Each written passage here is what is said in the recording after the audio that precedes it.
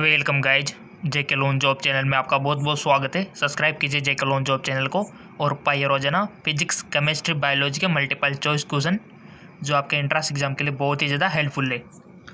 So guys, ये हमारा morning का वीडियो है, सुबह का, और इसमें हम केमिस्ट्री यानी कि रसायन विज्ञान डिस्कस करते हैं। ठीक है। सो अगर इवनिंग वाला यानी कि शाम का वीडियो नहीं देखा है तो उसका लिंक नीचे दिया हुआ है। शाम को अपलोड कर दिया था हमने फिजिक्स का, क्योंकि फिजिक्स का जो भौतिक विज्ञान शाम को अपलोड होती है। ठीक है। और सुबह में केमिस्ट्री। ठीक है ना। तो चलिए शुरू करते हैं। शाम को आपको भौतिक विज्ञान का वीडियो मिल जाएगा, देख लेना चैनल पे आगे। चलिए शुरू करते हैं। 1,2-डाइब्रोमो 1-फिनाइल एथेन को एसीटोफिनोन में बदलने के लिए अभिक्रमकों के उपयुक्त सेट की पहचान कीजिए। Identify the suitable set of reagent to convert 1,2-डाइब्रोमो 1-फिनाइल इथिलीन इंटू एसीटोफिनोल। ऑप्शन आपके सामने हाजिर है। NaNH2 या फिर के इसके साथ दो अथवा, ठीक है, और KMnO4। NaNH2 या फिर H2O HgSO4 H2SO4 जिसको सल्फ्यूरिक मिलाप बोलते हो। KOH, ये ऑप्शन आप देख सकते H2O HgSO4 H2SO4 या फिर KOH KMnO4। बताइए। 1,2-डाइब्रोमो 1-फिनाइल एथेन को एसीटोफिनोन में बदलने के लिए अभिक्रमकों के उपयुक्त सेट की पहचान कीजिए। आपको अभिक्रमक का उपयुक्त सेट आपको बताना है। केमिस्ट्री में तो रिएक्शन याद करना इंपॉर्टेंट है गाइस। कौन सी रिएक्शन किस प्रकार से होगी, क्या क्या चीज़ें मिलके क्या बनेगा प्रोडक्ट। ठीक है। और इसके लिए उत्प्रेरक कौन सा यूज होगा। सो सिंपल, इसके लिए राइट ऑप्शन हो जाएगा आपका NaNO2 NaNH2 H2O HgSO4 और H2SO4 राइट ऑप्शन हो जाएगा। इसी प्रकार के क्वेश्चन आपके बनते हैं जहाँ पर आपको थोड़ा सा दिमाग लगाना होता है। चलो आगे। निम्न में से ताप सुगटने के लिए एक उदाहरण की पहचान कीजिए। Identify example for thermoplastic form the flowing. निम्न में से ताप सुगटने के लिए एक उदाहरण की पहचान कीजिए। यूरिया, फॉर्मेल्डिहाइड, बेकेलाइट, टेरेलिन और पॉलीविनाइल एसीटेट। निम्न में से ताप सुगटने के लिए एक उदाहरण की पहचान कीजिए। इसका राइट ऑप्शन हो जाएगा, हमने आपको पढ़ा दिया था ना ये बहुलक GK MCQ के चैनल में। जी हाँ बिल्कुल, वहाँ से क्वेश्चन आया ये। इसका राइट ऑप्शन हो जाएगा आपका पॉलीविनाइल एसीटेट। एक होता है पॉलीविनाइल क्लोराइड और एक होता है polyvinyl acetate.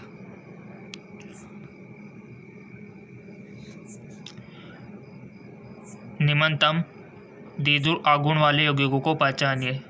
Identify the compound with the largest dipole moment. Option आपके सामने हाजिर है।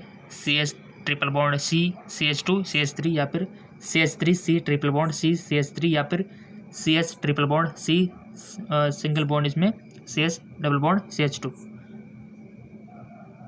निम्नतम द्विध्रुव आघूर्ण वाले यौगिक की पहचान करनी है डाइपोल मोमेंट जिसका लेस हो। ठीक है। ये द्विध्रुव आघूर्ण पूछ लिया जाता है बहुत सी बार, इसका थोड़ा सा ख्याल रखना। अगर ख्याल नहीं रखोगे तो बुरा मान जाएगा और आपके मार्किंग माइनस हो सकती है। ठीक है। वैसे माइनस तो नहीं हो सकती बट नंबर कम ही आएंगे अगर आप इसको करोगे नहीं तो। इसका राइट ऑप्शन हो जाएगा आपका ऑप्शन सेकंड। ठीक है। चलो जी आगे। पेट्रोलियम उत्पादों के उपयोग के संबंध में निम्न में से कौन सा कथन गलत है। यानी कि आपको पेट्रोलियम उत्पादों की जानकारी होनी चाहिए, तभी तो आप बता पाओगे कि ये चीज़ गलत है। ठीक है। Which among the following statement incorrect regarding the use of petroleum product. मोटरों में ईंधन के रूप में गैसोलीन का उपयोग किया जाता है। घरेलू प्रयोजन के लिए ईंधन के रूप में लिग्नोल ऑयल का उपयोग किया जाता है। केरोसिन का उपयोग ईंधन के रूप में किया जाता है। या फिर पेट्रोलियम जेली गैर वाष्पशील पदार्थ है जिसका उपयोग दवा की तैयारी में किया जाता है।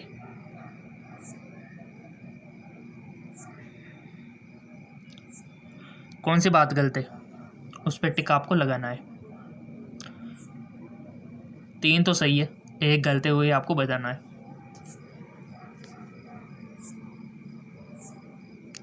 आई होप आपने टिक लगा दिया होगा। Let me check. इसका गलत आंसर है मोटरों में, यानी कि असत्य। मोटरों में ईंधन के रूप में गैसोलीन का उपयोग किया जाता है। मोटरों में ईंधन के रूप में गैसोलीन का प्रयोग किया जाता है। ऑप्शन पहला वाला इसका राइट ऑप्शन हो जाएगा। ठीक है,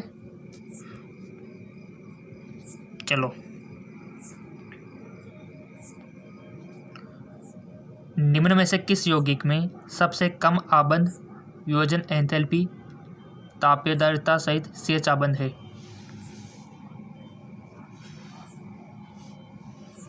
क्वेश्चन आपके 11th 12th से आएंगे, ज़्यादातर 12th के। ठीक है, और ये जो क्वेश्चन हमने बनाए ये भी 12th लेवल के 11th लेवल के ही है, और NCERT बुक से बनाना पड़ता है गाइस, बहुत दिमाग लगा के।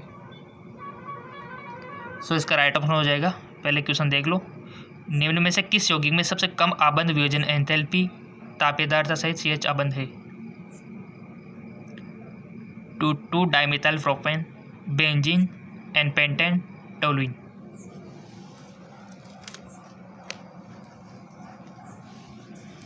इसका करेक्ट ऑप्शन हो जाएगा आपका टोलुइन। ठीक है, टोलुइन को सब जानते हो। टोलुइन बेंजीन का थोड़ा ध्यान रखना, बहुत सारे बेंजीन टोलुइन के एक ही समझ लेते हैं, बट अंतर है बहुत सारा इसमें। नेक्स्ट, निम्न में से कौन से संकुल पौधों या पशुओं की जैविक प्रणालियों में स्वाभाविक रूप से नहीं पाए जाते? Which among the following complex is not found naturally in the biological system of plant animal? Cyanocobalamin, या फिर सिस्प्लाटिन, या फिर हीमोग्लोबिन, या फिर कार्बोक्सीपेप्टिडेज। निम्न में से कौन से संकुल पौधों या पशुओं की जैविक प्रणालियों में स्वाभाविक रूप से नहीं पाए जाते? देखो, नहीं पाए जाते यानी कि आपको पता होना चाहिए कि क्या क्या पाया जाता है, तभी तो आप इसमें बता पाओगे कि हाँ ये नहीं होता। ठीक है, सो इसका राइट ऑप्शन हो जाएगा आपका सिस्प्लेटिन। ठीक है, ये नहीं पाया जाता। और यहाँ से आप क्या सीख रहे हो, यानी कि निम्न में से कौन से संकुल पौधों या पशुओं की जैविक प्रणालियों में स्वाभाविक रूप से क्या क्या पाया जाता है? साइनोकोबालिन भी पाया जाता है, हीमोग्लोबिन भी, और कार्बोक्सीपेप्टाइड भी, ये नहीं पाया जाता। तो ये हमारा राइट ऑप्शन हो गया सिस्प्लेटिन। सीखा करो किसी क्वेश्चन से, ठीक है ना।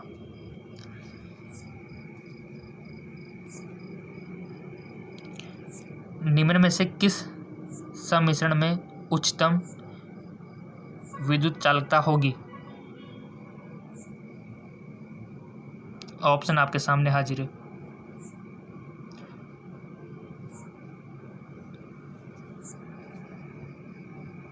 टिक लगा दिया होगा आपने।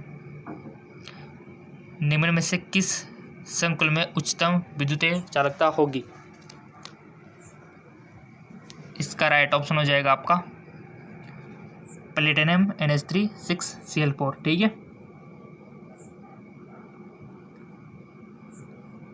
Option past. चलो जी आगे। निम्न में से कौन से एक विटामिन में धातु परमाणु उपस्थित होता है? Which of the following vitamin contain a metal atom? Riboflavin, vitamin A, vitamin C, vitamin B12। देखो, हमने आपको जो पढ़ाया था ना GK MCQs MK चैनल और RVHS MK चैनल पे, विटामिन से बता दो तो फिर किसमें धातु परमाणु उपस्थित होता है?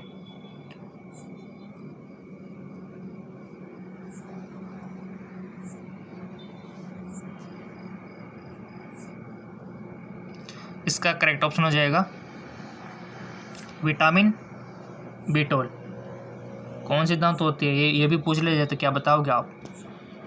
भाई आपने बता दिया कि विटामिन में धातु परमाणु तो विटामिन B12 में होती है धातु, बट कौन सी होती है? कोबाल्ट। ठीक है, याद रखना। RVHS के चैनल पे बताया था मैंने वीडियो में। ठीक है, जिन्होंने वीडियो देख लिया वो तो फायदे में है, और वीडियो सारे देखो, हमारे GK MCQ MK चैनल वालों को भी देखो, वहाँ से भी काफ़ी सारे क्वेश्चन बन रहे हैं। और क्वेश्चन तो देखो बहुत सारे आपको डायरेक्ट भी मिल जाएंगे, देखना। चलो आगे। विटामिन B12 हो गया इसमें, जिसमें धातु पाई जाती है। निम्न में से कौन सा वास्तविक विलयन का एक उदाहरण है? Which of the flowing example of drift solution? Pumice पत्थर, प्रोकम रवा, जिंक अमलगम या फिर जूता पॉलिसी। इसका करेक्ट ऑप्शन हो जाएगा आपका जिंक अमलगम, यसद सम्मिश्रण। चलो आगे। मिथाइल क्लोराइड में CCl आबंध की तुलना में क्लोरोबेंजीन का CCl आबंध होता है। CCl bond of chlorobenzene comparison of CCl bond methyl chloride. लंबा और मजबूत, लंबा और कमजोर, छोटा और मजबूत, छोटा और कमजोर।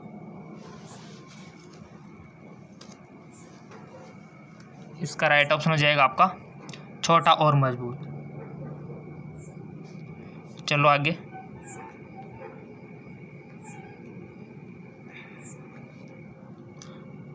M धातु 5.5 एंगस्ट्रम की कोर लंबाई वाले एक FCC प्लग केंद्रित घन जालक में क्रिस्टल बनाती है। धातु के घनत्व की गणना कीजिए यदि इनमें 0.3% फ्रैंकल 2 से दिया गया है। M का मोलर द्रव्यमान 40 ग्राम पर मोल।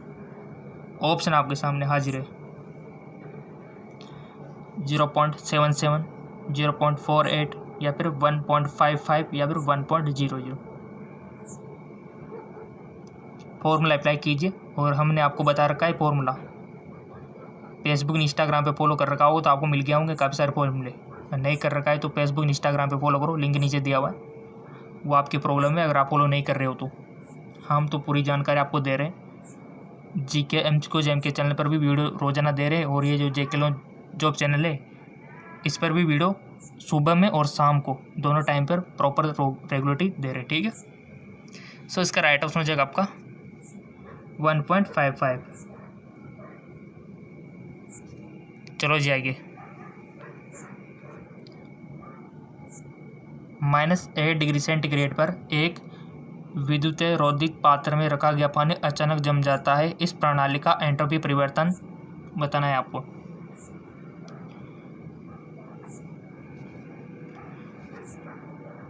पूर्व अनुमानित नहीं किया जा सकता, बढ़ता है, शून्य हो जाता है, घटता है। इसका करेक्ट ऑप्शन हो जाएगा आपका शून्य हो जाता है, ठीक है। चलो जी आगे। एक कोलाइडी विलयन में परिलक्षित कणों का आमाप होता है 1000 नैनोमीटर या फिर 1 नैनोमीटर से कम, 1 नैनोमीटर और 100 नैनोमीटर के बीच या फिर 1 नैनोमीटर और 1000 नैनोमीटर के बीच।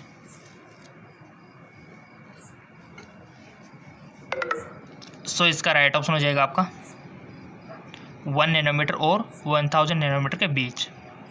चलो आगे। 1 नैनोमीटर और 1000 नैनोमीटर के बीच।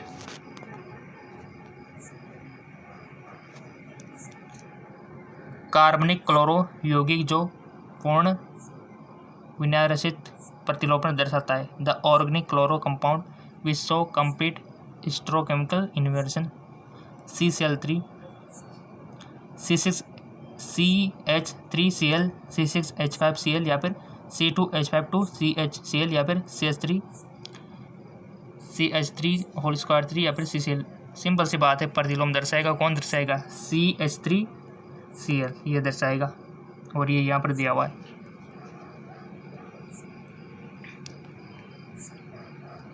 फिजिक्स का वीडियो शाम को मिल जाएगा, आपको देख लेना चैनल पे आके। चेक करता रहा को चैनल पे आके वीडियो सेक्शन पे जाके देख लिया करो, आ जाएगा, ठीक है। समूह सेकंड सारे धातुओं के हाइड्रोक्साइड दर्शाते हैं।